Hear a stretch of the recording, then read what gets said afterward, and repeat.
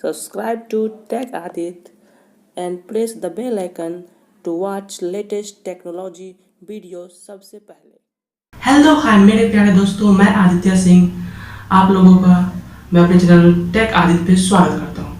दोस्तों आज की इस वीडियो में लाया हूँ कि दोस्तों यूट्यूब का बैनर कैसे बनाया। दोस्तों अगर आप बैनर का मतलब नहीं समझ पा रहे होंगे, दोस्तों बैनर का मतलब होता है आपके जो है लोगों के पीछे वाला, उसको बैकग्राउंड इमेज जिसको कहा जाता है, उसी को दोस्तों आप यूट्यूब में बैनर भी कर सकते हैं। दोस्तों वो कैसे बनता है, तो दोस्तों इसको बनाने वाला हूँ मैं आज इसके इस वीडियो में। दोस्तों सबसे पहले आप मेरा एक काम कीजिए, दोस्तों मेरे चैनल को सब्सक्राइब कीजिए, लाइक कीजिए, शेयर कीजिए और दोस्तों घंटा के आइकन पे क्लिक कीजिए, जिससे होगा कि जितना भी वीडियो मैं डालूंगा आपको नोटिफिकेशन मिल जाएगा। चलिए दोस्तों शुरू करते हैं।